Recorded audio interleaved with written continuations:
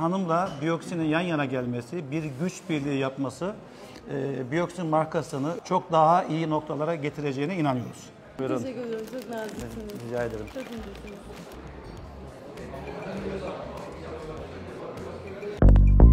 Bioxin besleyici yağlar serisiyle saçlarındaki gücü ortaya çıkar.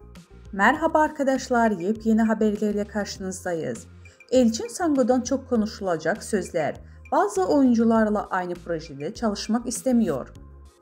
Aşk kaç beder giyer, öyle bir geçer zaman ki Kurt Seyit, Şura, Sevda Alabora dizilerinden sonra Barış Arduç ile oynadığı Kiralık Aşk'ta oyuncunun meslek hayatında adeten bir dönemçi oldu. Sango romantik komedi ile kazandığı ünün farklı bir türü dizide devam ettirme kararı aldı. Blue TV'de çekilen Türkiye'nin ilk vampir dizisinde Yaşamayanlar'da Kerem Bürsin, Birkan Sokul'un ile başrollerinde oynadı. Bu dizinin ardından ise yeniden ekranlara dönen ve Kıvanç Tatlıtuğ ile birlikte oynadığı Çarpışma dizisinde oynadı.